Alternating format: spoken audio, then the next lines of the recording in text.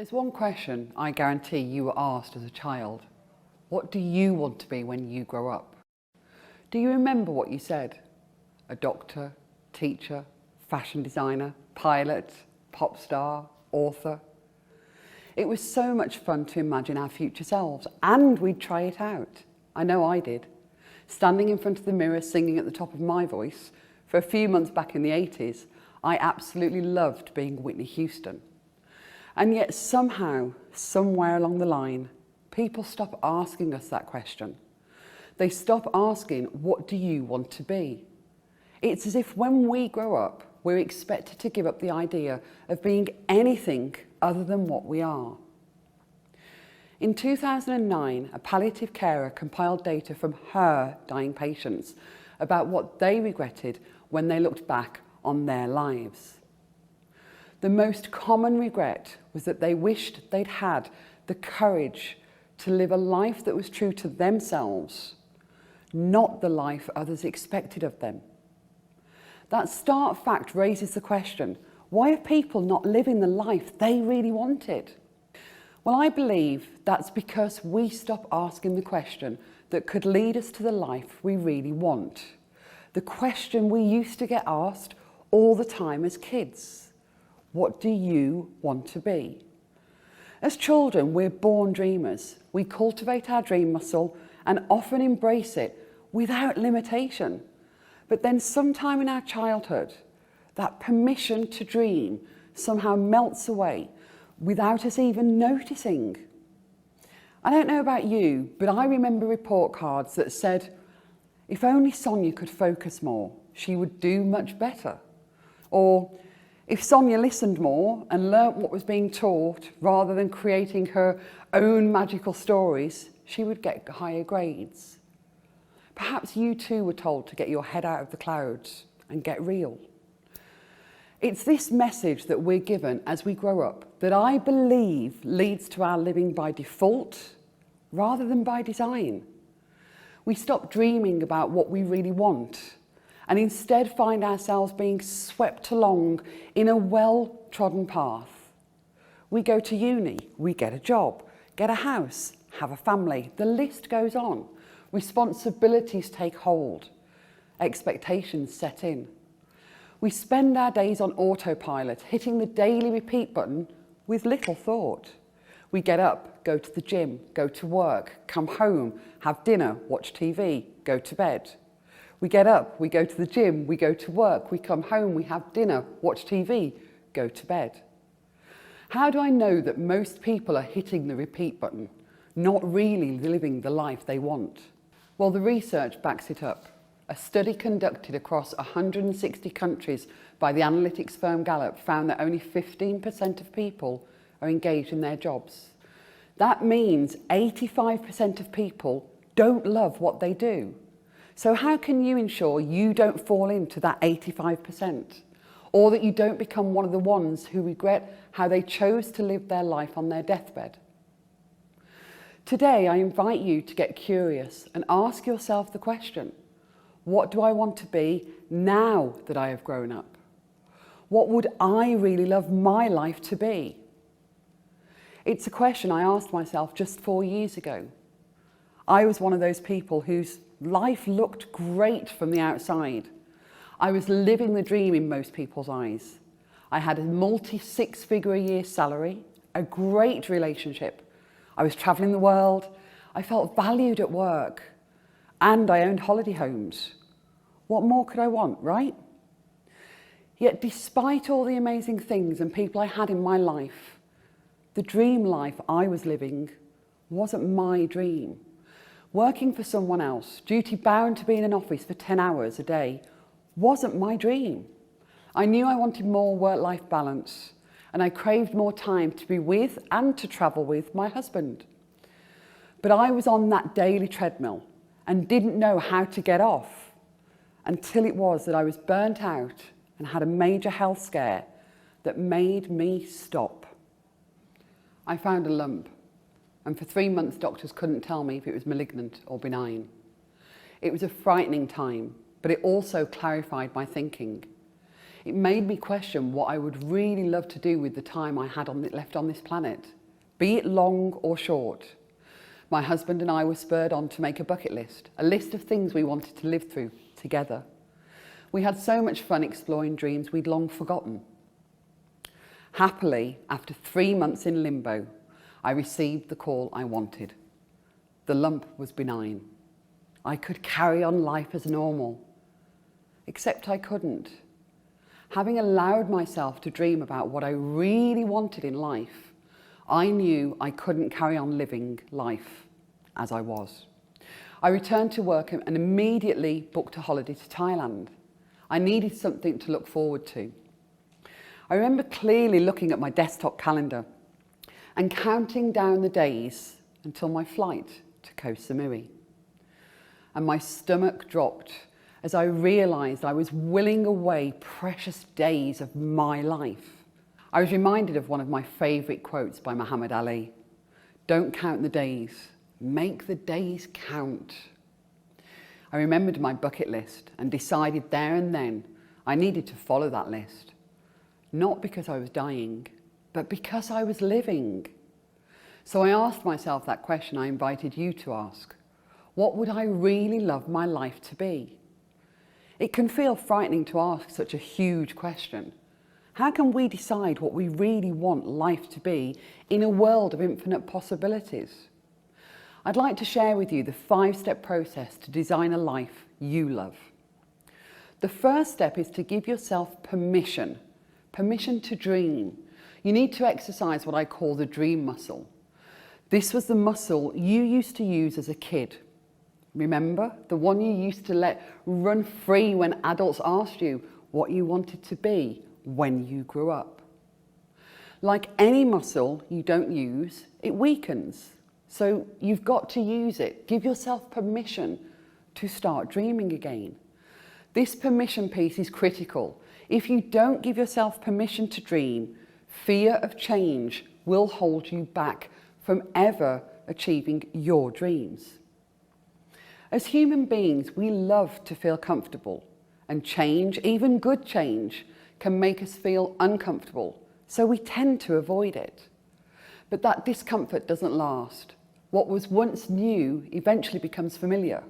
It's time to say yes to dreaming and step into the unfamiliar. When I gave myself permission to dream, to imagine that anything is possible, I found an excitement and childlike naivety I had long forgotten.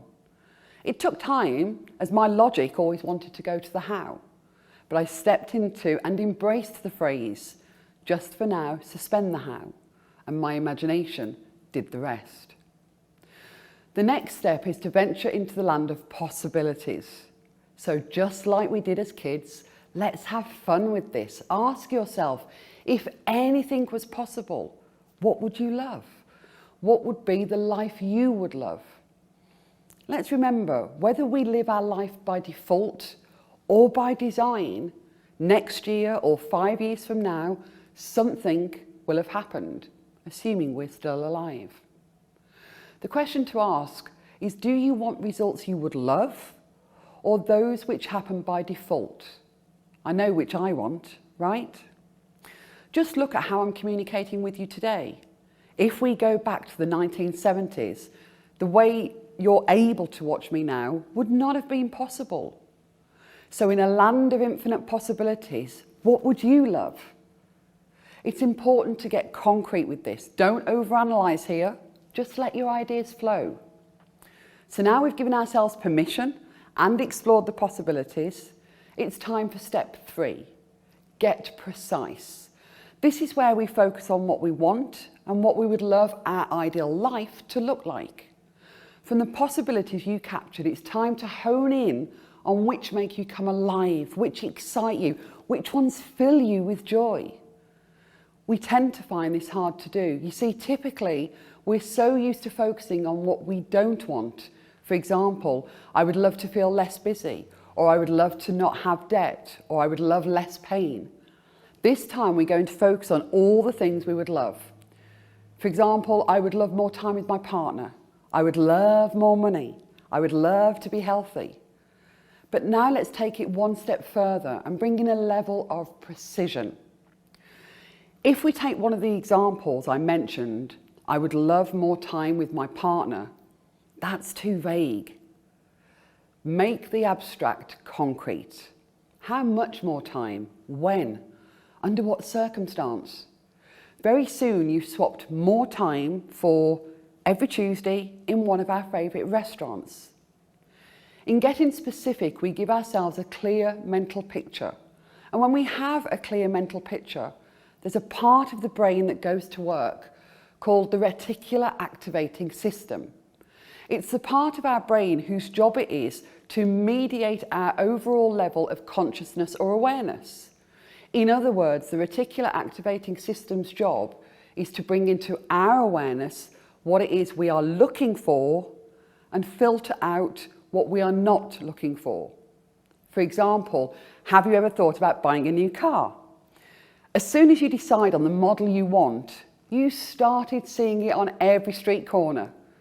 Did the car suddenly become more popular? No, that was your reticular activating system at work. You just started to notice the car because your awareness had been activated. One of my dreams had been to be featured in the business magazine Forbes. When I walked away from my corporate job, I couldn't see how that was ever going to happen. However, in true dream style, I let go of the how and decided I'd still love to be featured. As soon as I made that decision, I then became aware of the opportunities I hadn't even noticed before. I mentioned it to one of my business associates, and within a matter of weeks, she introduced me to someone who writes for Forbes and made the connection. The interview was scheduled, and I did it. My full feature is in Forbes. So remember, get precise on which ones make you come alive out of all the possibilities captured. Once you've begun to identify what excites you and what you would love more of, step 4 is to practice. Try on elements of that dream life and see how it makes you feel. It's like when you buy a car, you always test drive the car. You sit inside it and get a feel for how it drives. It's the same when creating a life you'd love. For example, if your dream is to work a 4-day week, step into that by taking Mondays off for the next month and see how it feels. In stepping into the life you'd love and trying it on, notice the emotions it stirs. A study conducted by Stanford University shows that our emotions are a tool to help us achieve certain goals. So in essence, your internal compass of emotions and feelings will indicate if it makes you come alive. Finally, step 5 is to take the primary step. Take the first step towards making it happen by asking a simple question. What's one thing you can do today to move you closer to a life you'd love? As a reminder here, you don't need to know every single step between where you are now and what you would love your life to be. All you need to know is what is one thing you can do today to progress further along the road to the life you'd love. In my case, it was quitting my corporate job, which led me to my dream life in the Middle East, running my own business that I love, helping others realize their dreams. This 5-step process of permission, possibilities, precision, practice, and primary step is one I want you to begin today. Because you see, this is nothing new for you. You used to do this. Remember when you were a child and you lived in an imaginary world? Remember how you could picture it and live out the emotions of being a racing driver, a dancer, or a fireman? You lived in a world of dreams. You gave yourself permission. You explored possibilities. You tried them on and practiced them. When you come to the end of your life and your life flashes before your eyes, let's make sure it's worth watching. Just like the British businessman, entrepreneur and investor Sir Richard Branson, who is a great example of someone making the impossible possible. From a very young age, he dreamed of going into space. He kept hold of that dream until he was finally in outer space. Here's what he said when he was aboard his galactic rocket. I was once a child looking up to the stars. Now I'm an adult in a spaceship looking down on our beautiful Earth. His commitment to his dream made it happen. He made it happen. And it's the same for you. You too can dream. You too can make it happen. You too can create a life you'd love. Thank you.